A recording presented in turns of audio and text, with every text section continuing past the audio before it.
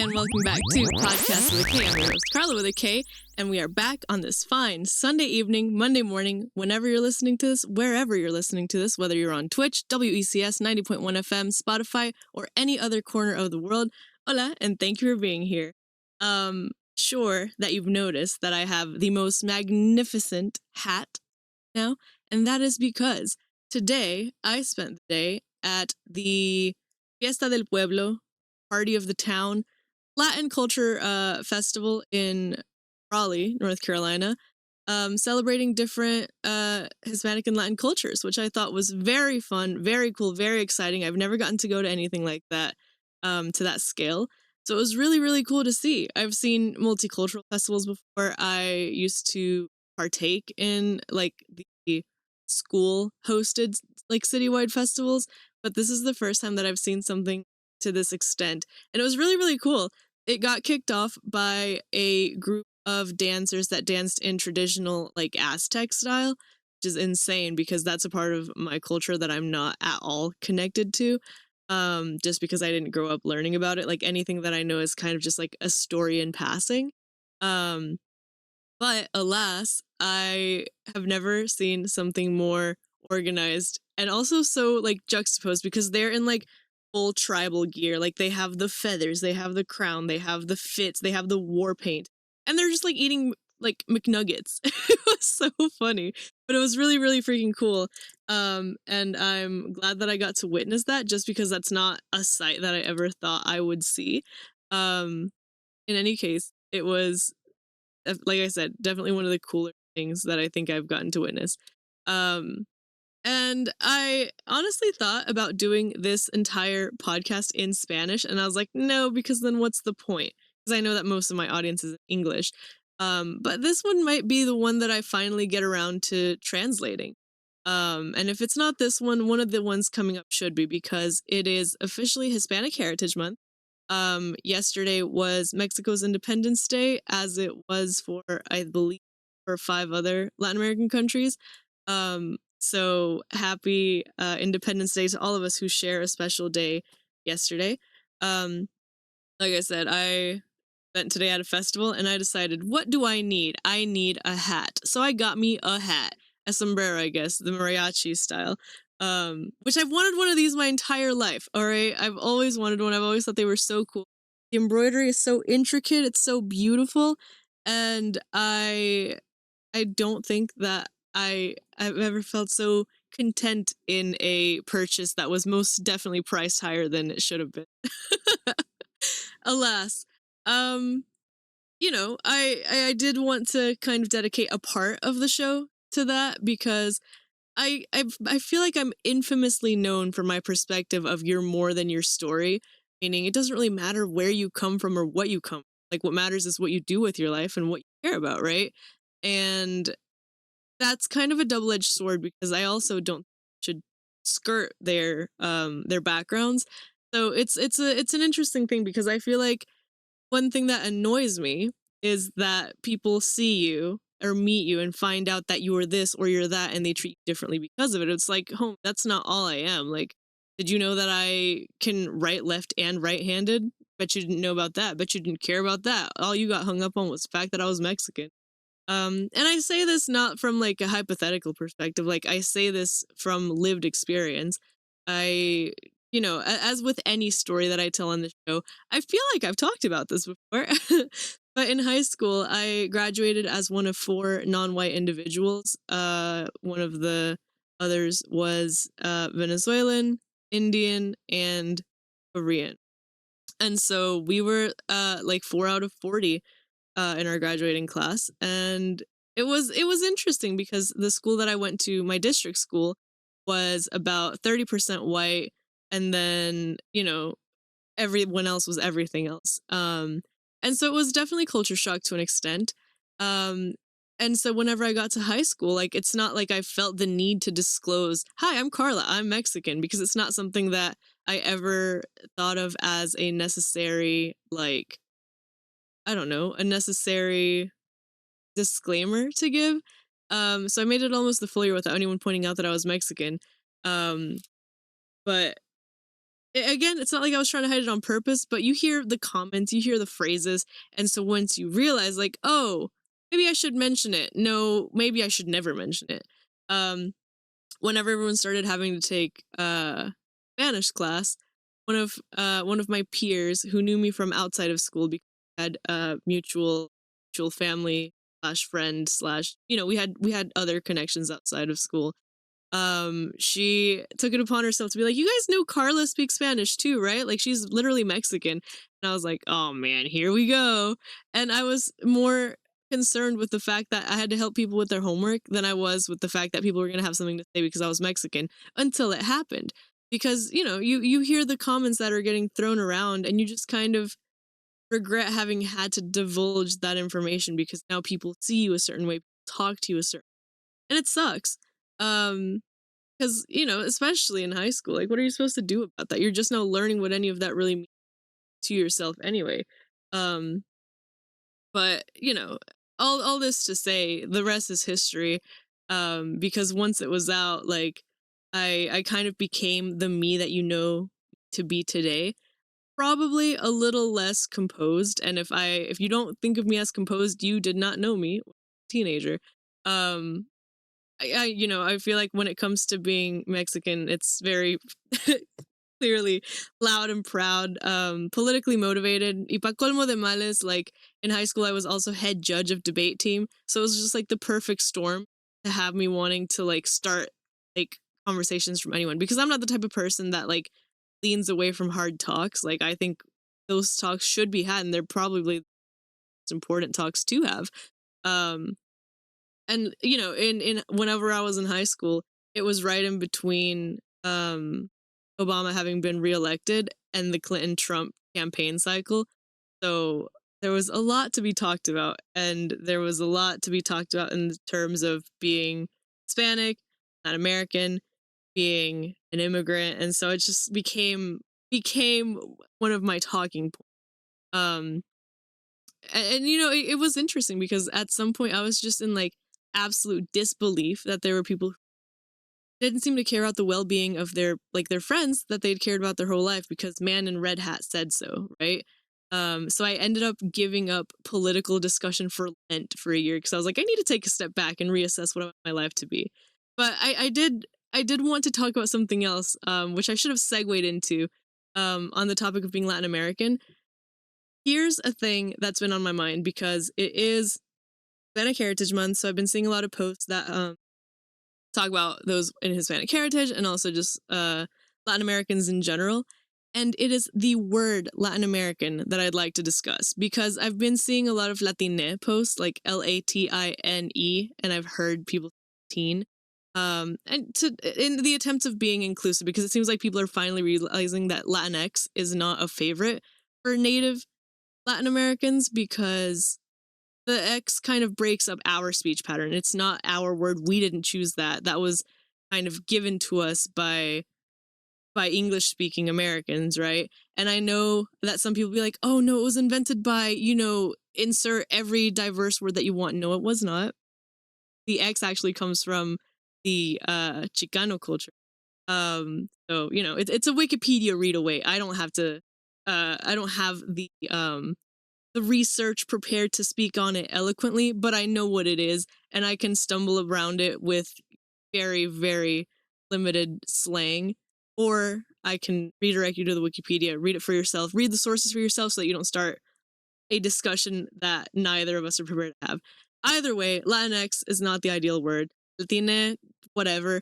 But I've been thinking recently, because I keep seeing these posts and I keep seeing people argue about Latine versus Latinx and just Latina, Latino, the O/A because that's how we write, or the at sign because that's how we write. And that's how we wrote before they decided, whoever they is, that we needed a word for ourselves. Um, Latin American, I think, should be the word to describe ourselves, because in North, Central, and South America, there are descendants of Latin roots, right? And so for these Latin rooted countries, Latin American is the best term because, again, North America, Central America, South America. Latin America. That is the general term. And Latin American is gender neutral, all inclusive, and also reinforces the fact that, again, we are Latin American. We belong to this continent as much as anyone else does. And it to use like the cheesy phrase, like, none of us crossed the border's crossed us, right? Like, if you're Latin American, you're just kind of moved from here to there and told to fill in a different box. Because I remember, like, even in school when I was filling out tests, there wasn't a box to check whether you were Hispanic, Latin, Mexican, whatever it was. Like, it was just white or not white or other or this or that. Like, there was just no option. And now have like all of the like skin color options basically, and then Hispanic or Latino or non-Hispanic, non-Latino, which is a very interesting separation. And I think that kind of using any of those words is enforcing that notion that if you're Latin American, you're other, right? And so I think that the push that we should be having here is that Latin American is the best term to describe those from Latin American countries. In any case, I digress. That's not precisely what I wanted to talk about, but that is something that's been on my mind. Again, it's Hispanic Heritage Month. So there's going to be a lot of posts about it. There's going to be a lot to consider in those terms. And that's just something that's weighing on my mind that I was like, well, this is the platform that I can speak on it with. Hopefully this reaches the right ears, eyes to kind of continue spreading that sentiment, because I haven't seen anyone else say something, but I know that I'm not alone in thinking that. And I think it would be very much more impactful to kind of embrace words that are actually meaningful, not just words that are performative in nature. Again, though, not necessarily what I wanted to talk about, just something that I did want to mention. Honestly, though, it just as a separate tangent, because I did I mentioned the borders crossed us and the man in the red hat, right? Like, I was gonna go on a whole tangent about the Make America Mexico Again phrase, but I feel like that's a tangent for another time. As we reach our 15-minute mark here, I'm gonna go ahead and kick us off on a song break, because we're going through we're literally just gonna go through my train of thought as I was on the train back from this event. Because I have some stuff I want to talk about, and I've had some stuff that I wanted to talk about since last week, but I was saving it for the episode this weekend, so that we could really, really get into it. So next up, we're going to listen to Sera que no me amas by Luis Miguel, which is a cover of Blame on the Boogie. So without further ado, here is that. And we're back. So yeah, this is the perfect musical segue into my next topic. Unfortunately for all of y'all, if you have not seen Blue Beetle, this is the part in which I either bid you adieu because you don't want spoilers and you want to watch the movie, or I spoil the whole movie and then you might not watch it, or if I get the best case scenario, whether or not you've watched the movie, sit here and let me rant about how good this movie is, and then you go watch it, and then we talk about it afterwards anyway. All right? Great. Good. So again, this is everyone's disclaimer that this is now officially a spoiler talk. We'll be reviewing all of Blue, because I watched Blue Beetle in the last week on Tuesday. Be back in like 15. All right. When you hop back in, just keep it muted. Just type a little message in the chat, and I will let you know if we're off the topic yet. But as for all of the rest of you, dear listeners, Beetle, if you did not know, is the latest film from DC. It is based on the comics, I believe, and it is pretty throwback of a superhero. It features the character Jaime Reyes, and I was not expecting any of it. I didn't know anything about the movie. I didn't know anything. I don't even think I watched the trailer. All I knew was that it was like a new DC movie, and it was featuring a Hispanic actor. I'm pretty sure from California, but he's not I don't know if he's not Mexican. I think he's not only Mexican. I think he's like Cuban as well, and maybe Ecuadorian. Um, but in any case, like that's literally all I knew was that it was a new superhero movie featuring Hispanic actors and um a Hispanic director. I think the director is, let's say, Puerto Rican. I think I'm right. I'm not sure if I'm right. But in any case, first and foremost, what I wanted to say is that this movie is for everyone. And I hope that this is the type of like movie that carries itself on its own. I feel like people are hyper aware of diversity flicks or of like any push to try to be inclusive. And unfortunately, it causes people to turn away really good content. Like I saw that same pushback with Everything Everywhere All at Once because everyone was like, oh, so just because Parasite was popular, we needed another Asian made movie. It's like, no, people are going to make movies as they've always made movies. It's just that now you're paying attention to who's behind the screen for some reason. And so now the rest of us have to feel the weight because you weren't aware of it before. No, no, no. The right perspective here would be, oh my goodness, another movie successful from people who were like-minded to the other movie that I, you know, or didn't like, and now you get to watch something new, see if you do like. Because like I've mentioned before, there's a certain type of storytelling that comes with every culture. Like we're used to fairy tales with happy endings, no matter how the original story goes, right? Whereas other people from other places of the world, all right, with a sad ending or a confusing ending or, you know, postmodern ending, whatever it is, you know, the story takes its own path. And the story of Blue Beetle, I think, is honestly like the perfect superhero origin story because you have Jaime, the main character, is, you know, he set himself up for success. He just graduated from Gotham Law, dude, and he's got these like big dreams of grandeur, and then ends up working at a hotel with his sister because he can't find anything, and that sucks. And like, who else hasn't been there? I've been there. It's not great. Um, and for anyone else that finds that relatable, like that's a really good start because then it's like, oh well, you know, there's a next big thing coming. For him, he thinks that he's gonna work for Cord Industries. Turns out for him, he's now Blue Beetle because you know he takes care of that turns him into Blue Beetle. Um, and this kind of just kickstarts the story in like such a perfect way because I mean, it's the same as you have Spider-Man with the radioactive spider or Hulk with the gamma rays. Like it's the perfect like, oh man, my life is feeling stunted. Bam, big event happens. So just from the start, it has the perfect formula, and then just from that point onwards, it becomes into this super powerful story of like relatability and family ties and the importance of empathy, I think, overall.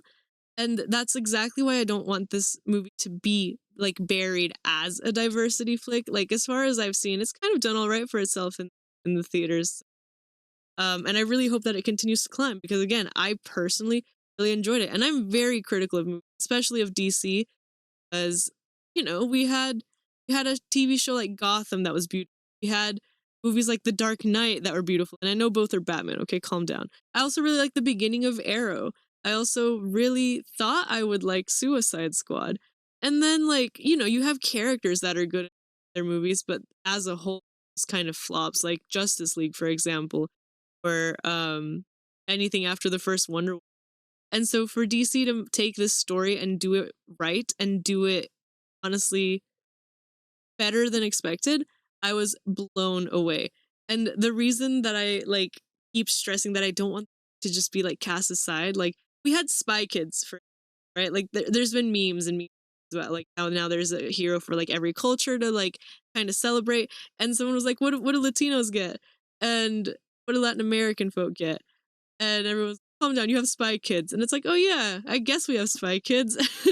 But like, you know, that came out how many years ago and no one really had anything about the cast being mostly Hispanic, as it kind of was back in the day. You had a lot of casts that were fully representative of different cultures, diverse in nature, but it wasn't the focus, right? It wasn't the main takeaway. So you were able to watch it without feeling like you were being preached to, like, hey, these people exist, by the way. Um, and I think Blue Beetle is one of the first things I've seen in a while that feels like that. It feels organic. Um, and just it to kind of go on the relatability aspect from a Latin American perspective, because you see the hat. I've told you about the hat. This is the mood we're in.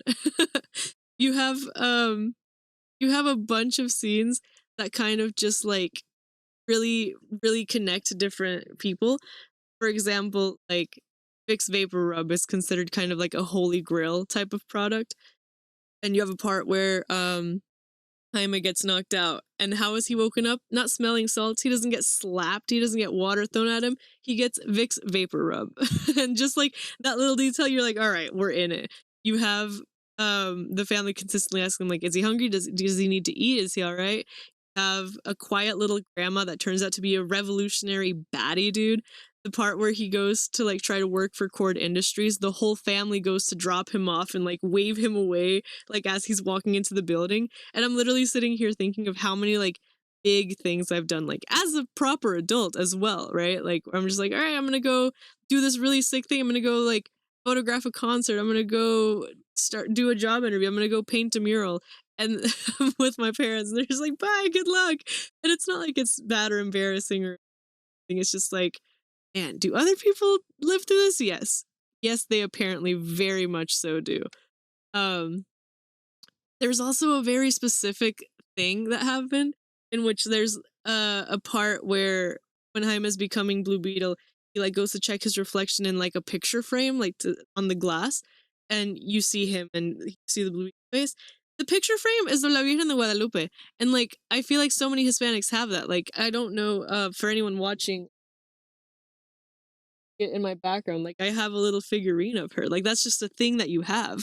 Um and it's just a thing like that. And there are so many details that kind of play into this world building aspect of it that were so impactful. So from things like that are meant to be relatable and connected.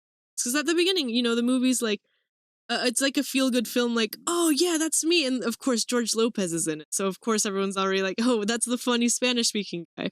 um and he actually is very funny. He has not lost his edge at all. But to kind of build upon the world building from the start, the soundtrack features some of the most iconic songs from pretty much every country. Like you have in the opening, you hear songs from Puerto Rico, from Mexico, from Argentina, but then the movie also has songs from Motley Crue and Air Supply.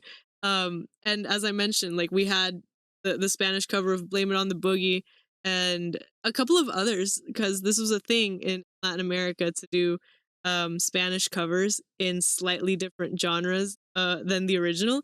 And that's a really cool thing. And so like you feel so immersed, and it is the perfect way for the movie to hit you in your heart whenever things start like get in your feelings. And now for like the proper spoilers. Like all of this is kind of just like, you could pick this up from the trailer here and there and everywhere, or the actual spoilers part. Everything that like just rips your heart out and then crushes it. Right? It's a story about a Latin American family. It is mentioned that they are of mixed legal statuses. And so whenever Jaime becomes Beetle, like the immediate concern is like, well, we can't like do this, we can't do that, because what if they come for us and then you're here and then whatever here. The dad himself moved from I think from Mexico and brought the brother over, and the brother's talking about how he feels like a failure because he's still like living in his brother's home. And Jaime is like, oh, but you're pretty dope though. I am pretty dope. And that duality of feeling like you needed to do more and be, as George Lopez character says, like he came over here and got to work because not because he wanted to, but because he had to.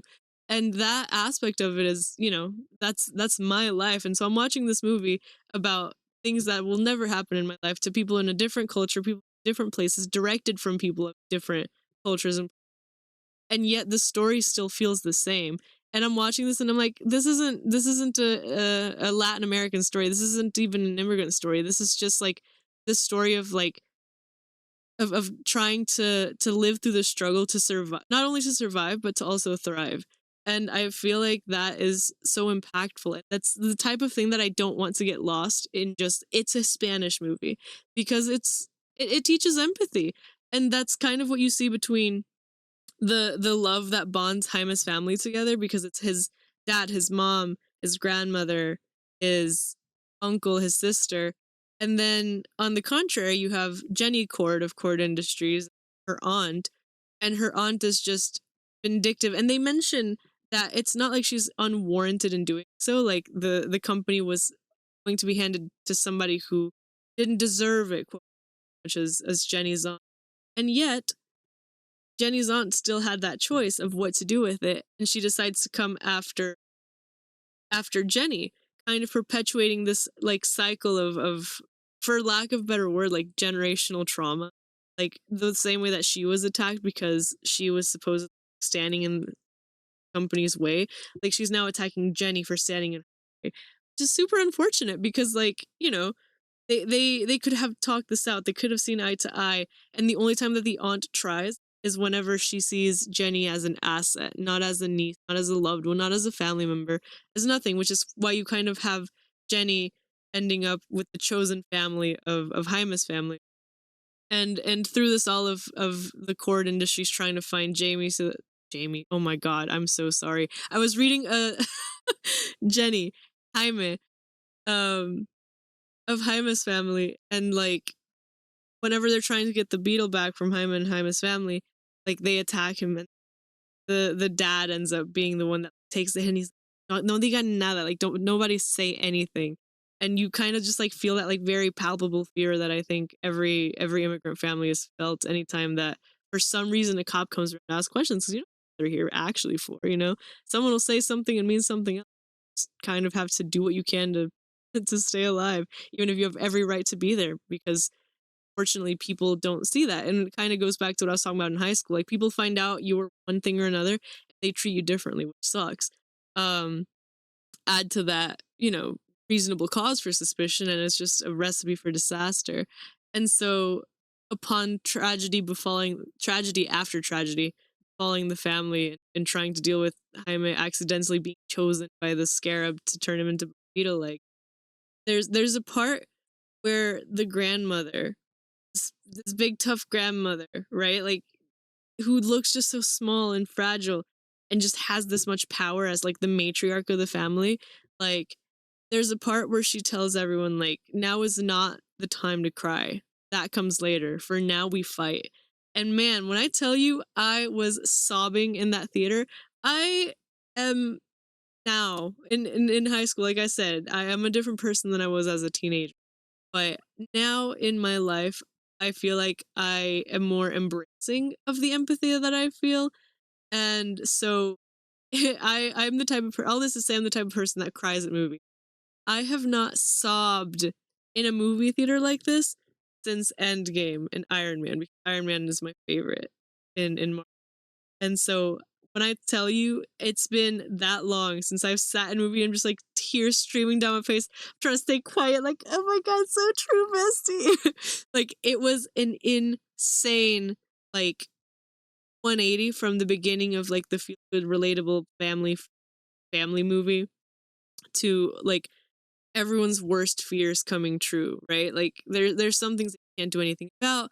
And we kind of discussed this on a podcast exclusive. I think this one only aired live on WECS FM. Panic. Um, like this wasn't on Twitch. This wasn't anywhere. I'm actually not even sure that I ever uploaded like unlisted to have. Like this is like an episode that only exists if you were there to hear it. Um, and it's a part of a larger ongoing project. But we mentioned the difficulty of being in an immigrant family and having something back home relative or something happen to a relative here and not knowing how to cope with it because anytime that something happened it was so far away. um and in this movie it kind of explores literally all of those themes, and it's insane because again it's not the type of thing you ever want to be confronted with, and the movie does such a good job of explaining all of this for someone who knows it so that it's relatable, but also for somebody who doesn't live this life every day to be able to see it and understand. Hopefully, if they're watching this with the ideally empathetic mind. Um, but like in general, uh, that's kind of like what originally got me hooked into the movie. And like, you know, this is just like in the first half, right? And that's like without having to get into like all of the actual like technical aspects of the film.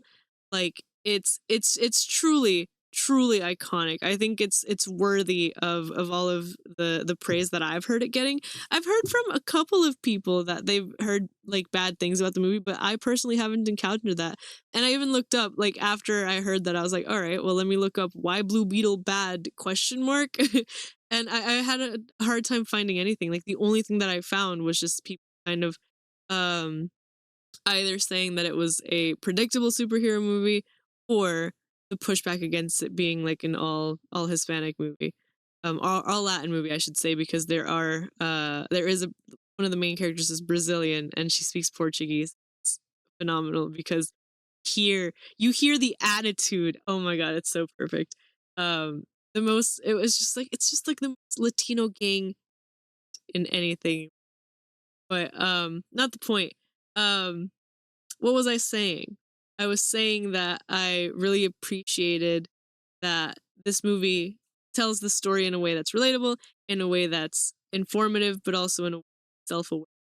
Um, and that it does kind of give everyone to cling on to, right? There's a little bit of Spanglish in the movie, so there's subtitles during most of it, and the times when there isn't, it's more so like very specific colloquialisms that you just if you know type vibes. Otherwise, you can get the context just from like the attitude or the body language, all of that. Um, but the best way that I can put how this movie makes you at the end of it all is motivated. And motivated to do what? I don't know. Just motivated. Whatever it is that's weighing on you, right? For me, I walked away motivated to actually talk about any of this on the podcast because whenever it comes to things, for some reason I tend to shy away from it. Not because it's me shying away from a hard conversation. That's never it. Somebody asks, I'll answer. But just because I feel like I personally am faced a lot with we get it, you're Mexican ever since I decided to fully just embrace it. 'Cause, you know, when people find out they're gonna treat me some type of way, I might as well just be the type of way that I am before I have to like do any like corrections or backtracking or any of that, right? Because at the end of the day, like this is still me and my life and what I'm doing with it that matters, right? It just so happens that I'm Mexican. Um and that's the same again, like I said, when I looked up the articles of like why weren't people liking this movie, and I saw people saying, oh well, you know, it's just like it's about this, it's about that when it's supposed to be about the superhero. It's like, well, yeah, but this is integral to a story. Like this is all super important. And there's even a part in the movie where this will be the last spoiler, I think. I promise. Maybe. I guess I shouldn't promise. Whatever. There's a part of the movie where Jaime sits down with his dad and he's telling him that he kind of feels lost because of the job search thing and like how he just doesn't know what he's doing, and the dad's like, well, what you really need to do is find your purpose. He's like, well, what's your purpose? And I don't know. I'm still looking for it. And that was like a very, very, very, very strange specific parallel because I had that exact conversation with my own father a lot of times, um, in different contexts and different times. And it's the kind of line that kind of served as a wake up call. Um, because there's a lot of like little quips like that, or like the grandmother saying like right now's not the time, now's the time to fight. By the end of the movie she's like, okay, now we can cry. And so like seeing that come full circle is also motivational in a way to deal with like everything that you're kind of holding as a weight. Like I said, I'm not ashamed to admit I sat there in that theater with tears down my face for a good 30% of the time that I was there. But it was just that good and it was that impactful. It was that touching. Um, and all of this just is the content of the movie. That's not even about like editing, the the fight scenes, the soundtrack, the like just the background detail, the meticulous attention to detail, the world building, like everything, everything about this movie is what it needed to be and what it should have been. And I so very very grateful for that. Um and I'm hoping that this movie and this universe that DC is trying to craft uh kind of expands beyond what it is. Like the same way that the MCU had just an absolute chokehold on us for so many years. I think this type of movie is what would give DC the edge in movies to come. Because, like I mentioned, Justice League had so much potential and it just didn't go anywhere. Same with Suicide Squad.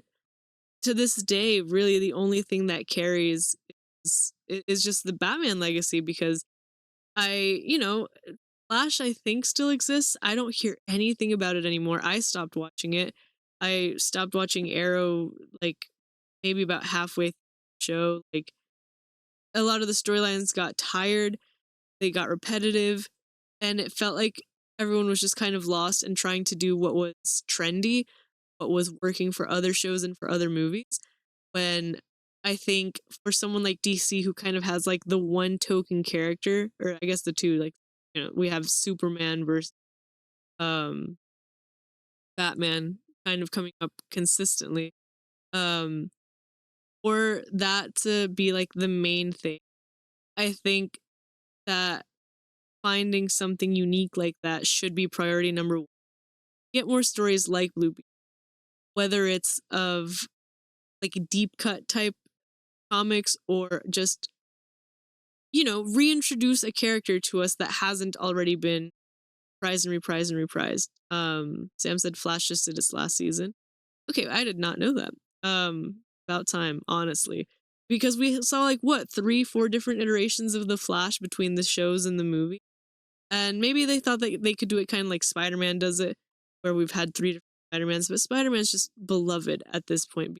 Every Spider-Man was done really well because it highlighted something unique in each Spider-Man, right? Whereas with every one of their other things, it's things we've seen before. Like with Suicide Squad, we'd already seen it in Arrow.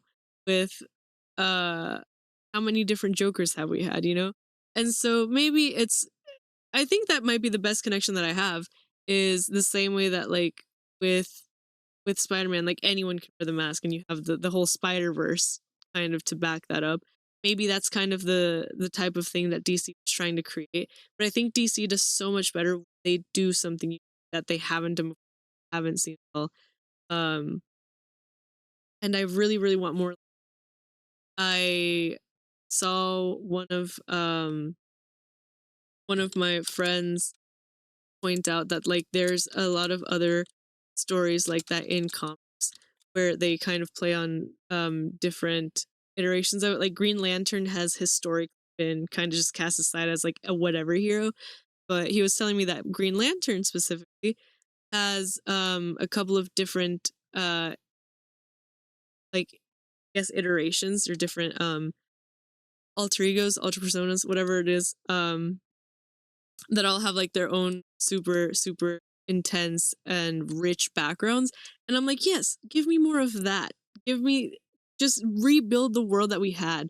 We've put so much focus in on a few like niche heroes that we need that expansion in order to kind of see growth in that scene. Sam says, not a fan of Ezra Miller slash, but you that show. You know what? I liked Flash when it had started. I watched Flash for, I want to say like 3 or 4 seasons. I watched Arrow for maybe 5, 6. I don't think I made it past 6 in this. When they started correlating, and it kind of seemed like every episode was a filler episode until there was a crossover like type collab. That's where I started losing. I loved each character and each set of stories individually, their own like sidekicks, their own team, villains, like everything was so good. When they started crossing over, each show just kind of felt like they were finding a way to dance around until they were find a storyline crossed over. If you've never seen Arrow, I do recommend it. Just for the fact that it's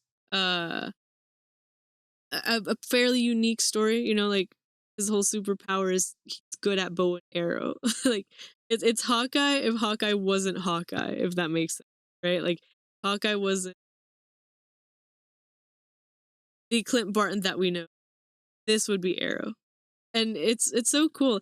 And honestly, speaking of arrows, I feel like Arrow type characters always get like Katniss. Even I'm gonna go on a big stretch type limb here. All right, Katniss even just kind of gets like cast aside, like, oh, what you gonna do? Fire stick at the deer? Like, you know, like it's always mocked, and it sucks because it does take like skill and a little bit of acrobatics and agility and really really good aim to do that. Archery is so impressive, and I feel like it should be respected further. That might be my hot take for the night. Like I was watching, I recently watched The Boys on Prime, and there's a part where one of the like that's their whole thing is arrow, and he mentions that like he wanted to like stop doing that and he wanted to do more and more intense, but like his mentor, I'm like there's an art and like an elegance to the bow and arrow, and I was, you know what? Yeah, yeah, there is. Sam said, uh, Hawkeye, Batman, or Arrow. Hmm, you know what? I could see that. I could see that would make sense, Batman. But really, what's the problem with that? You know, I'm a fan of Batman's. I'll give it to them. But jokes aside, I genuinely, really, really did like. I really genuinely Arrow until I didn't. I can say this without it being a crazy spoiler. If you're gonna revive the same character 80 times, at some point we're gonna start guessing that they're never gonna die. Kind of like in Supernatural, you know. This is officially just like a spoiler cast, but like you know, you kind of start expecting, and then whenever they don't get revived, then it's heartbreaking. But you have to make sure that that death impactful, because otherwise this kind of seems cheap. Like, oh, you just wanted the shock value of all characters dead. Oh. It was a 15th season baby. Um, I see though that our time is drawing to a close. So before we get to our final closing remarks and statements, I do want to play another song for you. Juan Gabriel, a Mexican icon, gone too soon, um, released, or I guess his estate posthumously released a song that is kind of an ode to Mexico that is musically interesting and also just instills a sense of unity. Like I feel like this song is exactly what patriotism should be, where it's not a separation, I guess, of like of my country versus your country. I'm better than this. Like we're better than our colonizers. It doesn't focus on any of the negatives of what independence is, but it's it's got a full disregard for the fight for the country and only a celebration for the homeland. And it's such like a cheesy feel good track, but I'm not gonna lie, I kind of love stuff like this. Um and to draw a strange comparison, the same way that people either love or hate We Didn't Start the Fire, personally, I'm not the biggest fan of the song, but I do appreciate what it does in that it mentions like, every talking point in 3 minutes, because it kind of is crazy how we can sum up our whole lives in a song, but also how impactful music can be, that is how you can express your whole life. So that was Mexico es Todo by Juan Gabriel. I would like to thank everyone for sticking around for another episode of the podcast. As I said, I am glad that I got to talk about some things that I had on my mind. And I'm glad that even when I don't have guests, I still am able to have these discussions with anyone in the chat or with anyone listening, or at least provide the opportunity for these discussions to be born. Because that's, again, the heart of the show. I enjoy hearing what other people have to say, what other people think. if it is a differing of opinion, I see that as an opportunity to learn new, because I think honestly every conversation is a chance to learn something new. And funnily enough, that is a mindset that I got from Jared Padalecki in an interview that he was giving about Supernatural. So very full circle moment we've just had here. I would once again like to urge everyone to watch Blue Beetle, not even for the Latino gang aspect of it, just because it's a really good movie and I want to see DC succeed. We've seen so many flops, so many failures, and I think now is their time to shine. And also because, yes, Latino gang, all right? We got to do it for the homies. We got to support films that tell our stories in a way that we want them to be told, not in a way that the stories are told for us. And this is the perfect way to do that. It's not the first time, and it won't be the last time that something in pop culture media is also also conveying a message. And in this case, it's done so tactfully, so perfectly, so beautifully.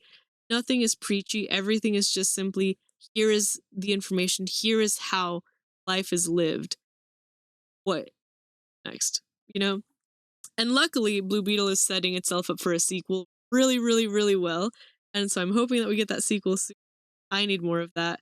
And I'm tempted to just read the comics, but now I'm like, oh man, but that'll be spoilers for the movie. So I'm just kind of stuck between a rock and a hard place. But in any case, thank you guys so much for Sam, you have been a guest. You read us your poetry a couple of years ago, I believe. But in any case, again, thanks for watching. Thanks for listening to me tell you to watch a movie again and again and again and again. Feliz Día de la Independencia to obviously Mexico lindo y querido and every other country that shares independence day. Happy Hispanic Heritage Month. I'm going to go ahead and say featuring the Latino gang because we got to get Brazil in there too. Shout out to the homie Leo. And I am Karla with a K, signing off for Podcast with a K. I will see you guys next week with some new nonsense, same place, and I will a final sign-off song in honor of my new mariachi hat. I will leave you with Vicente Fernandez's El Rey. I'll see you guys next week.